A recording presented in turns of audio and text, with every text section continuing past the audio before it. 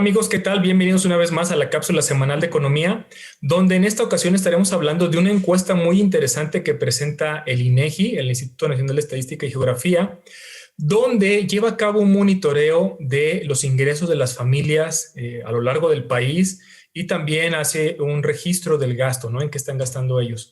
En particular, esta encuesta es muy relevante porque se levantó en 2020, el año en el que estuvo cerrada la economía, y nos deja ver a nivel regional un poco cuáles fueron los impactos en los distintos estados. Entonces, aquí les presento esta lámina, les voy a explicar un poco la tablita. La primer renglón, la primera columna que ustedes tienen, 2018, ese es el ingreso mensual que tenía una familia en promedio en cada uno de los estados. Entonces, por ejemplo, a nivel nacional, el ingreso era de 11,443 pesos, pero había regiones donde los ingresos eran tan altos como 20,256 pesos en Quintana Roo y hasta abajo en Zacatecas, 13,559 pesos al mes. Llega 2020, INEGI hace una labor muy importante para llevar a cabo la encuesta y vemos los impactos que tuvo la pandemia. Pueden ver que a nivel nacional el ingreso promedio del mes para una familia bajó a 9,970 pesos. Eso es una caída del 12,9%, que es un poco cercana a la contracción que vimos en el PIB nacional, en la economía del país, de menos 8,5, ¿no? Sin embargo, lo que vemos a continuación es que el impacto de la pandemia fue muy heterogéneo a lo largo de la República.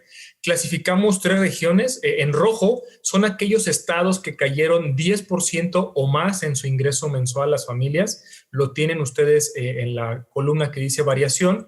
Entonces, principalmente los estados que están en estuvieron en esta situación en 2020 fueron aquellos dedicados a la parte de turismo y de servicios, pues precisamente porque las medidas de distanciamiento social a eso se enfocaban, ¿no? A evitar que hubiera aglomeraciones de personas en espacios cerrados, y principalmente vimos afectados el turismo, que con el cierre de fronteras dejó de llegar personas a nuestro país, y luego también porque las medidas de restricción que había a nivel estatal, pues justo ponían límites en bares, restaurantes, centros de convenciones, lugares para hacer fiestas. Entonces todos estos servicios se vieron afectados, ¿no? Luego hay otro conjunto de estados que los pintamos en amarillo, que tienen una caída entre el 0 y el 10%. Estos son estados que básicamente están ligados con la parte de manufacturas.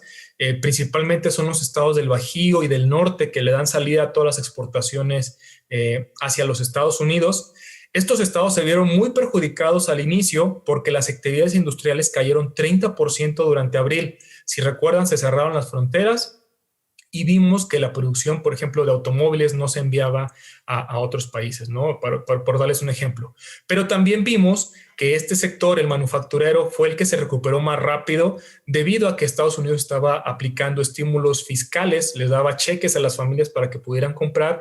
Esto hizo que aumentara la demanda ya, pidieran más productos desde México y echáramos a andar los motores manufactureros en el país. Por eso, estos estados, si bien al principio podrían haber sido más golpeados, lo que vemos es que tienen un menor impacto gracias a la recuperación que vimos en la segunda parte del 2020. Luego tenemos otro conjunto de estados que afortunadamente vieron que incrementó su ingreso mensual. El caso está, por ejemplo, el mismo Zacatecas, que en 2018 tenía un ingreso de 13,600 pesos, ahora de 14,800 pesos. Los estados en verde se caracterizan principalmente por estar relacionados con actividades mineras o actividades de exportación de alimentos, que estos sectores no se vieron tan perjudicados durante la pandemia. Al contrario, tuvieron un ligero retroceso, pero muy ligero, y luego vimos que las exportaciones de estos productos se enviaban al exterior con mucho vigor, ¿no? No solo eso, sino que también hay otros 2 factores al menos que pudieron haber ayudado a estos estados. El primero es que la región del sur, principalmente Michoacán, Oaxaca, Guerrero, son los estados que más se benefician con la llegada de remesas. Y si recuerdan, durante 2020 tuvimos un récord de llegada de remesas, casi 42,000 millones de dólares, pues porque allá también se estaban beneficiando de los estímulos de Estados Unidos y aprovechaban ese dinero para reenviarlo a México. La otra es que estos estados también se vieron beneficiados por la aplicación de programas sociales. Si recuerdan, el gobierno federal adelantó estos programas para que las familias pudieran hacer frente al cierre de las actividades económicas. Entonces, ¿qué esperamos hacia adelante o qué podríamos ver para las siguientes encuestas? esta encuesta se realiza cada 2 años y la próxima será en 2022, pero lo que podríamos estar viendo en 2021, si hubiera una especie de levantamiento, sería que los estados que están enfocados en la parte de servicios comienzan a recuperarse. Es lo que hemos estado platicando en las últimas cápsulas. En 2020 y hasta el primer trimestre de 2021, la economía de México era liderada por la parte manufacturera, pero ya en el segundo trimestre del año lo que estamos viendo es que las manufacturas comienzan a aplanarse y lo que está creciendo es la demanda interna, tanto comercio como servicios. Entonces, eso sería bueno para estos estados y en general, conforme también Estados Unidos aplique su plan de infraestructura, podríamos ver beneficios para la economía nacional, ¿no?